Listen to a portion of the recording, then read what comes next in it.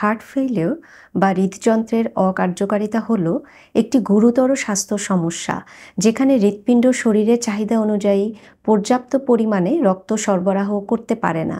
এর ফলে শরীরের বিভিন্ন অংশে রক্ত ও অক্সিজেন সরবরাহ কমে যায় এবং ফুসফুস ও শরীরের অন্যান্য অংশে পানি জমা হতে শুরু করে। হার্ট ফেলিওর মানে এই নয় যে হৃৎপিণ্ড পুরোপুরি কাজ করা বন্ধ করে দিয়েছে, বরং এর অর্থ হলো এটি দুর্বল হয়ে পড়েছে অথবা ঠিকমতো কাজ করতে পারছে না। হার্ট ফেলিওরের কারণসমূহ অনেকগুলো আছে। বিভিন্ন কারণে হৃৎপিণ্ডের পেশি যখন দুর্বল হয়ে যায় এবং এটি সংকুচিত আর প্রসারিত হওয়ার ক্ষমতাটা কমে যেতে শুরু করে, সেই কারণগুলোর মধ্যে একটি হচ্ছে হার্টের রক্তনালীর ব্লকেজ। হার্টের রক্তনালীর ভিতরে চর্বি জমে হৃৎপিণ্ডের ধমনীগুলো সরু হয়ে গেলে হৃৎপেশিতে রক্ত ও অক্সিজেন সরবরাহ কমে যায়, যা হার্ট অ্যাটাকের কারণ হতে পারে এবং হার্ট ফেলিউরের দিকে পরিচালিত করে। উচ্চ রক্তচাপ যদি দীর্ঘদিন ধরে কারো অনিয়ন্ত্রিত থাকে, তবে এই কারণে হৃৎপিণ্ডতে রক্ত পাম্প করার জন্য অতিরিক্ত চাপ নিতে হয়, যা ধীরে ধীরে এটিকে দুর্বল করে দেয়। যার আগে হার্ট অ্যাটাক হয়েছে তার পরবর্তীতে হার্ট ফেলিউর হয়ে যাওয়ার সম্ভাবনাটা বেড়ে যায়, কারণ হার্ট অ্যাটাকের কারণে হৃৎপিণ্ডের কিছু অংশ ক্ষতিগ্রস্ত হয়ে যায়। হৃৎপিণ্ডে যাদের ভালভের অসুখ থাকে, রক্ত সঠিকভাবে প্রবাহিত হতে পারে না, যা হৃৎপিণ্ডের উপরে চাপ সৃষ্টি করে এবং হার্ট ফেলিউর হতে পারে।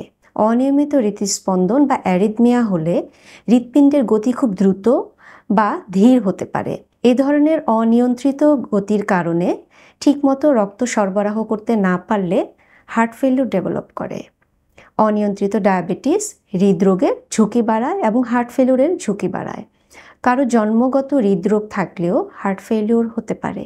কিছু জীবনযাত্রার অভ্যাস, যেমন অতিরিক্ত অ্যালকোহল গ্রহণ, ধূমপান এবং স্থূলতা হার্ট ফেলিউর হওয়ার পিছনে ভূমিকা রাখে। হার্ট ফেলিউরের লক্ষণগুলো সাধারণত ধীরে ধীরে প্রকাশ পায় এবং সময়ের সাথে সাথে খারাপ হতে থাকে। প্রধান লক্ষণগুলোর মধ্যে আছে শ্বাসকষ্ট, বিশেষ করে শারীরিক পরিশ্রমের সময় বা সিঁড়ি দিয়ে ওঠার সময় অথবা রাতে শোয়ার সময় শ্বাসকষ্ট হয়।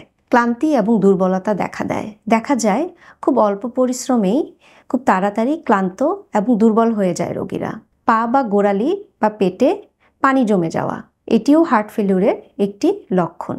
দ্রুত বা অনিয়মিত হৃদস্পন্দন, বুক ধড়ফড় করা বা হৃদস্পন্দনের গতি বেড়ে যাওয়া। ক্রমাগত অনেক সময় কাশি হতে থাকে, অনেক সময় গোলাপি রঙের শ্লেষাযুক্ত কাশি দেখা যায়। অনেক সময় রোগীদের ক্ষুধা কমে যায় এবং বমি বমি ভাব হয়, ওজনটা হ্রাস পায়। অনেক সময় দেখা যায় রোগীরা ঘন ঘন রাতে প্রস্রাব হওয়ার অসুবিধা বলে থাকেন। চিকিৎসক শারীরিক পরীক্ষা এবং কিছু ল্যাবরেটরি পরীক্ষার মাধ্যমে এই হার্ট ফেলিউর নির্ণয় করে থাকেন। এর মধ্যে রয়েছে কিছু রক্ত পরীক্ষা, ইসিজি, ইকোকার্ডিওগ্রাফি, বুকের এক্স-রে, এমআরআই ইত্যাদি। হার্ট ফেলিউরের চিকিৎসা রোগের কারণ, তীব্রতা এবং রোগীর সামগ্রিক অবস্থার উপরে নির্ভর করে। প্রাথমিকভাবে ঔষধ আর জীবনযাত্রা নিয়ন্ত্রণের মাধ্যমে চিকিৎসা শুরু হয়। পরবর্তীতে কিছু আন্তর্জাতিকভাবে প্রণোদিত চিকিৎসা দেয়া হয়। এই ধরনের চিকিৎসার জন্য আইসিডি, সিআরটিপি, সিআরটিডি ইত্যাদি প্রয়োজন হতে পারে। যে সকল কারণে হার্ট ফেলিউর হয়েছে তার চিকিৎসাও এর অংশ, যেমন ভালভের সমস্যা থাকলে তা ঠিক করা, প্রয়োজনে ডিভাইস বা অপারেশন লাগতে পারে। হার্টের রক্তনালীর চলাচলের পথ স্বাভাবিক করার জন্য অ্যাঞ্জিওগ্রাম করে অ্যাঞ্জিওপ্লাস্টি করতে হয়। হার্টের কাজকে সহজ করে দেওয়ার জন্য স্বল্পমেয়াদী সাহায্যকারী ডিভাইস যেমন ইম্পেলা, আইএবিপি, একমো, মাঝারি এবং দীর্ঘমেয়াদী পর্যায়ে এলভিএডি ইত্যাদি প্রয়োজন হতে পারে। সর্বশেষে কোনো পদ্ধতি যদি কাজ না করে, হার্ট বা হার্ট লাং ট্রান্সপ্লান্টেশন করে রোগীকে বাঁচানোর চেষ্টা করা হয়। হার্ট ফেলিউরকে যদি আমরা প্রতিরোধ করি, তবে হার্ট ফেলিউর হওয়ার ঝুঁকি কমে যায়। উচ্চ রক্তচাপ ও ডায়াবেটিসকে যদি আমরা নিয়ন্ত্রণ করি, তাহলে হার্ট ফেলিউরের ঝুঁকি কমে আসে। স্বাস্থ্যকর জীবনযাত্রা অনুসরণ করতে হবে। খাদ্যাভ্যাসের নিয়ম মেনে চলা, যেমন লবণ গ্রহণ কমানো।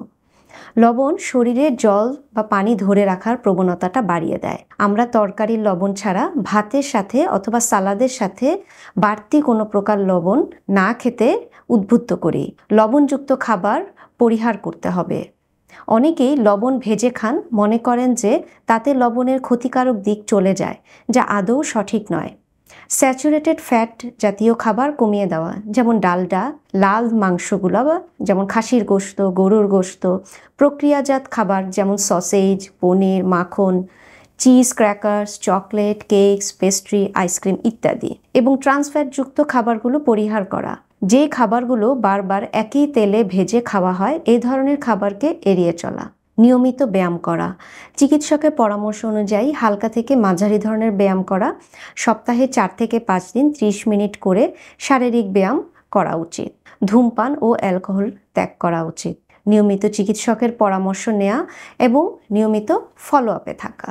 মনে রাখা জরুরি, এই তথ্যগুলো শুধুমাত্র সাধারণ জ্ঞানের জন্য। সঠিক রোগ নির্ণয় ও চিকিৎসার জন্য অবশ্যই একজন হৃদরোগ বিশেষজ্ঞের সাথে পরামর্শ করা উচিত এবং ওনার সাথে ফলো আপে থাকা উচিত। 1997 সাল থেকে হার্ট ফেলিউরকে বিশ্বজুড়ে মহামারী রূপে চিহ্নিত করা হয়।